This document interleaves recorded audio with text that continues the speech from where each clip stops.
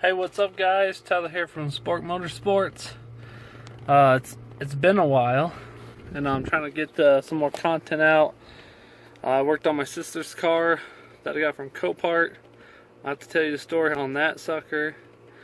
And then my mother-in-law came in town, my wife's birthday, my son's birthday, and Father's Day. So it's been a busy couple weeks, but I'll show you here what I've been doing. I've been trying to remove the manual rack subframe that holds the whole rack and steering. I'll show you what you need to take off underneath and kind of the bolts and the process I'm on now to getting this sucker out. So let's check her out. Alright guys, so this piece here sits in that hole right there. So that the rack actually comes up out of there. I dropped the subframe already, and so this piece here on the end of the column and this piece go in there. So I'm gonna take this just in case it's different, but I don't think it is.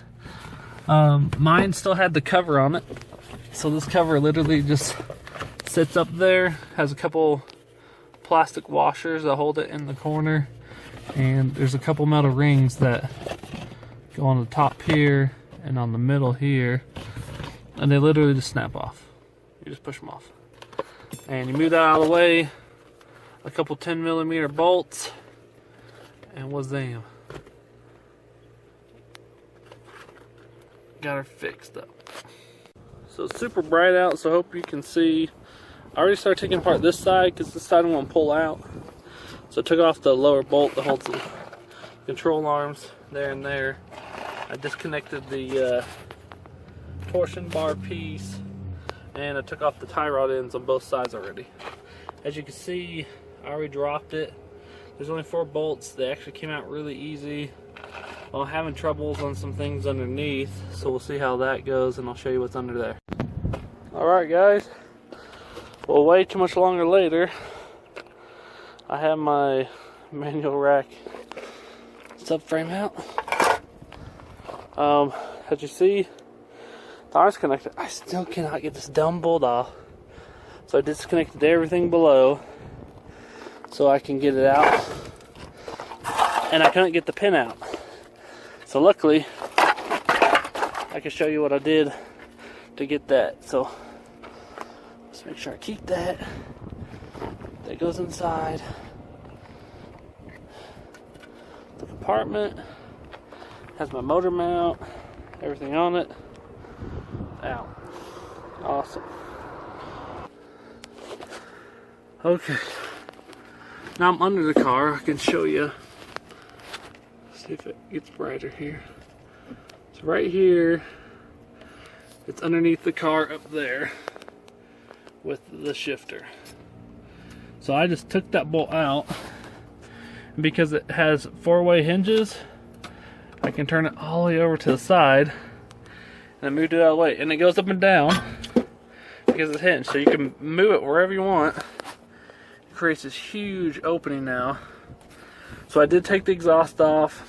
It was just way easy. The bolts did not break. They weren't really rusted, and they were super easy to come off, so I'm glad. And yeah, so now the whole rack frame is gone.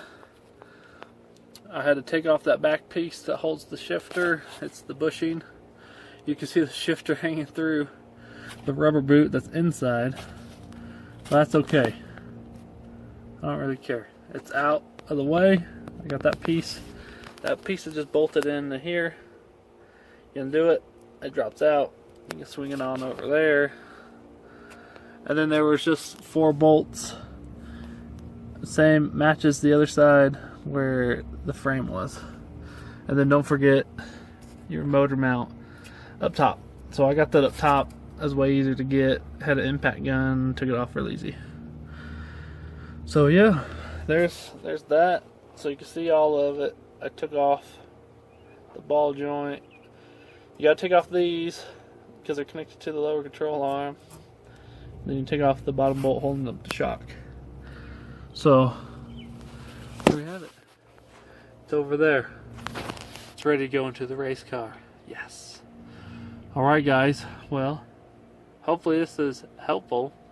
It took me a little longer to do than I thought, but after I figured out taking this stuff down, being able to quit messing with the pin, I messed with it for an hour and a half. So now if you just undo that, swing them out of the way, you can be done and not even worry about it. That literally took 5 minutes, so that's definitely a faster way to do it. So, well, that's underneath the rally car right now, so appreciate you guys tuning in on this part of it, and I'll give you an update on what happened to the job. Alright guys, out here cleaning it up. Here's kind of the first degrease, tear down of the thing. You can see it's looking way better. There's rust on spots. Gonna let it dry out.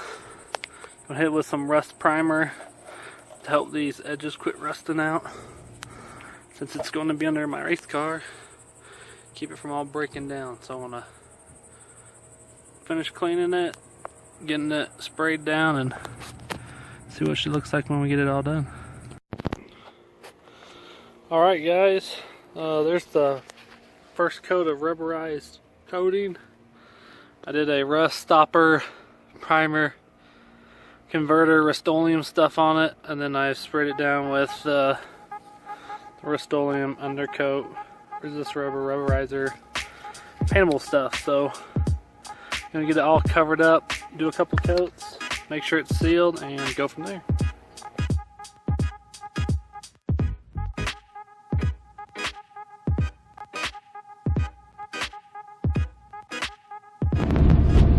Alright guys, Tyler here from Spork Motorsports, cruising with my little one. We're just going around the block. He loves driving in the car now, and I got the manual rack done, and it's good stuff. So there's more to come. I gotta work on the exhaust. I got the intake sorted. I'm still having a check engine light for the number 8, number 9. I've switched a whole bunch of stuff. Can't get that figured out. I'm gonna send in the harness to get it checked to make sure it's there. So yeah, just driving around the block, taking them for a little drive, and things are good. The manual rack is awesome. It's not in limp mode anymore like it has been, and I enjoy driving it, getting it up and going. The speedometer I still gotta fix, and it's progress, and we're getting closer. So it's good stuff.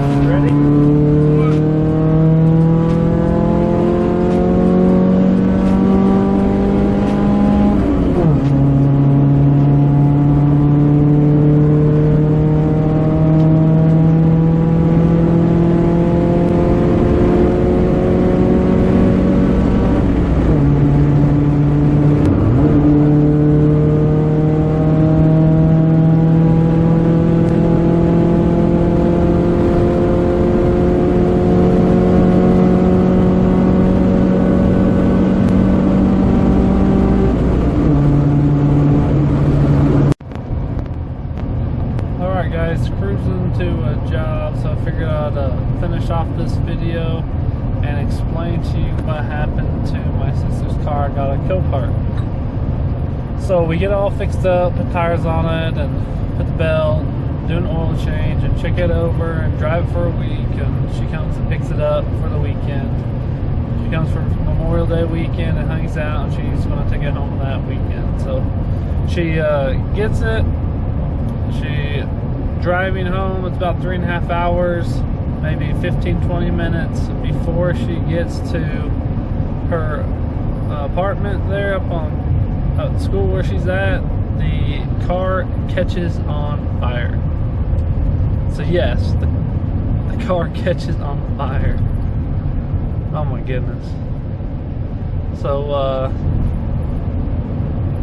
we've been dealing with the insurance a lot the last couple of weeks, trying to figure out what's going on. Certain appraisers couldn't really see any fire damage, but there was a fire report because they had to come put out a fire. but looking at some pictures, it doesn't look that bad. So they had to send it off to the dealership, and the dealership's saying that it locked up the block and blew a hole probably in the block and sprayed oil everywhere or something, and that's what caught on fire under heat. But there's oil is still full after we changed it, so I know where the level was because we just changed it, and I know it was new, and there's no indication. Of course, that doesn't mean anything, but I was thinking it was the transmission actually. So what they're saying is transmission fluid, it locked up or overheated, blew out transmission fluid, finally locked up the gears, and all the transmission fluid caught on fire. So now I have to figure out how to get it back down to me, because now it's almost 4 hours away at the dealership up by Salt Lake, and I gotta figure out what's going on. So unfortunately, this Copart experience has not been the best. Getting the car was not Copart's problem. I drove it for 200 plus miles, and it rode and drove really well. I never had any issue. We drive it for a week without any issue. My sister goes and takes it and blows it up or catches on fire or something. So we only had 400 or 500 miles on it, and it's bad. So I guess there's a reason sometimes there are auctions. We found the reason, I guess. Something was messed up probably before that was giving them indications things were going to mess up. So they took it to auction and sold it for cheaper. So now I gotta put a motor or a transmission or both into the car. In a couple weeks, my cousin will be driving it down to me. He's gonna bring it down, pull it down for me, and help me out there.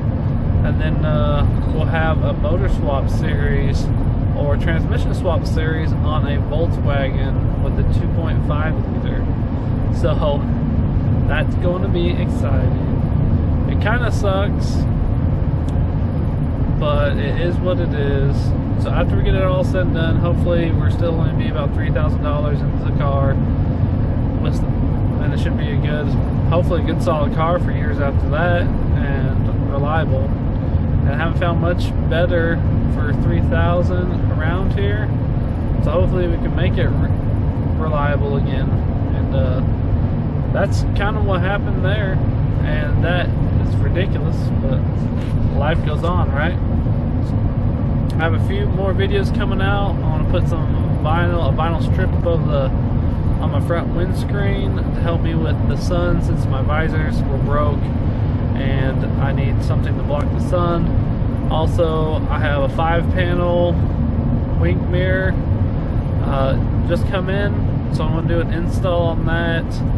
It's going to be easier because I don't have my headliner or sun visors there, and I should be able to use the stock mounting points for those to mount it all. So I might have to do a little fabrication, probably nothing crazy. I need to do a harness bar soon and get my 5-point in the car so I can drive it a lot safer than the stupid belt that's in it now. I got the header in, we got to do the exhaust back.